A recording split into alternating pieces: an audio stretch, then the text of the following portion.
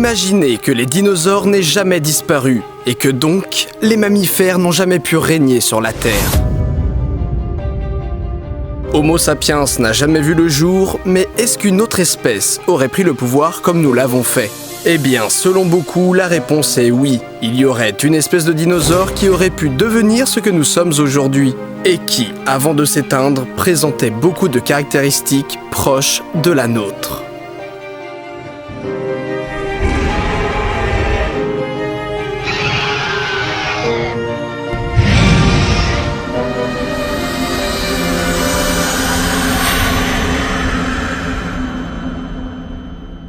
Entre les dauphins qui communiquent entre eux, les cochons qui peuvent utiliser des ordinateurs, les corbeaux qui réussissent à utiliser nos outils, les chimpanzés qui veulent apprendre le langage des signes et qui réussissent, ou ne serait-ce que les pieuvres qui décorent leurs habitats. Il est loin, très loin le temps où on disait que le règne animal était dénué de plaisir, d'envie, de projet et d'intelligence. Et l'une des questions à la fois scientifiques mais aussi philosophiques que je trouve vraiment très intéressante est celle-ci. Est-ce que l'évolution qui aboutit jusqu'à nous, Homo sapiens, être intelligent et conscient, est un cas unique?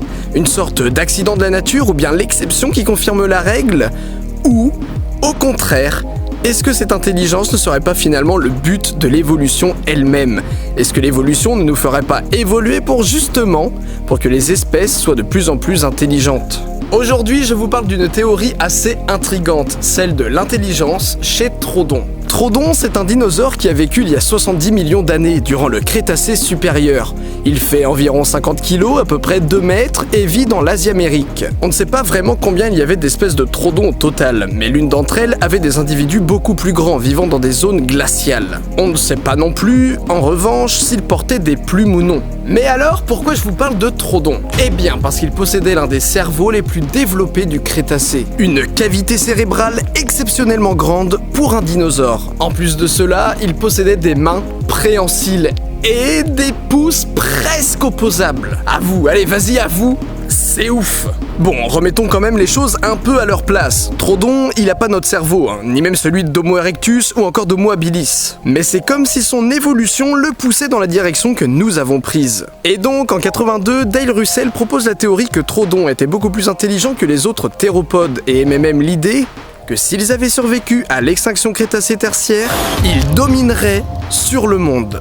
Et nous, humains, aujourd'hui, eh bien peut-être qu'on serait chassés, ou peut-être qu'on serait dans des zoos, ou pourquoi pas, peut-être que nous n'aurions jamais vu le jour. Par rapport aux autres théropodes, Troodon a aussi plein de petites dents, et possède à la fois des caractéristiques d'herbivore, mais aussi de carnivore, de prédateur. Il y a plusieurs consensus sur l'alimentation de ce dinosaure, personne ne s'entend vraiment là-dessus. Mais si un jour on conclut qu'il est omnivore d'un point de vue biologique, cela pourrait en dire long sur l'évolution et l'apparition de l'intelligence. Être omnivore, et on le sait très bien en tant qu'Homo sapiens, confère beaucoup d'avantages si on compte survivre. On peut bouffer où on veut, on peut bouffer qui on veut, on peut bouffer ce qu'on veut quand on veut. D'ailleurs, peut-être même que pour chasser, Troodon a pu confectionner des outils. On sait que c'était un dinosaure extrêmement social, vivant en groupe, ayant un cerveau plus développé, mais aussi avec des mains préhensiles. Alors, pourquoi pas des outils? Bon, après, comme disent les archéologues, déjà que c'est chaud de trouver des outils qui datent d'Homo habilis, ça va être encore plus chaud d'en trouver qui date de 70 millions d'années. En plus, si les outils sont faits en bois, voilà, ça se peut qu'on n'en trouve jamais. On risque donc de ne jamais avoir de réponse à cette question.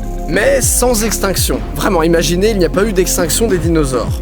Est-ce que Troodon aurait quand même survécu? Est-ce qu'il aurait quand même une intelligence proche de la nôtre? Est-ce que ces sociétés ressembleraient à nos sociétés aujourd'hui? Eh bien, figurez-vous que beaucoup de mâles s'occupaient des bébés, des œufs, de la protection du nid, ce qui fait qu'il y a là un gros décalage entre eux et nous.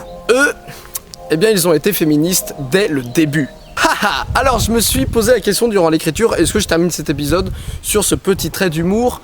Ou est-ce que je vais encore plus loin dans le raisonnement? Et si, et là vous allez me dire mec, des fois tu vas trop loin, mais juste écoutez. Et si Troodon avait vraiment survécu? Imaginez, il a survécu à l'extinction du Crétacé tertiaire, il est encore là aujourd'hui. Du coup, il serait pas à l'origine de tous ces témoignages et complots par rapport aux reptiliens?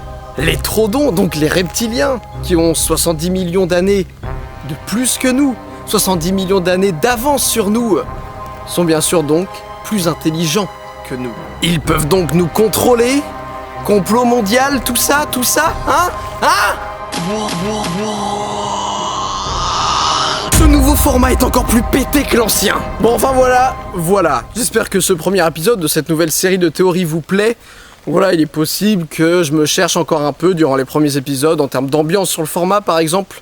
Ou même rien que la durée du format, tout ça, donc n'hésitez pas à me dire ce que vous en pensez, à donner des conseils ou juste ce que vous préférez dans les théories, voilà, l'ambiance et tout ça. N'hésitez pas aussi à me dire ce que vous pensez des 3 théories qu'on vient de voir. Donc on a Troodon plus intelligent que les autres dinosaures, Troodon qui part vers une évolution proche de la nôtre, et enfin Troodon reptilien. En plus des commentaires, vous pouvez me retrouver sur Facebook, sur Twitter, sur Tipeee. Merci à tous, bonne rentrée, c'était Didi Chandudoui. A très bientôt pour de nouvelles théories.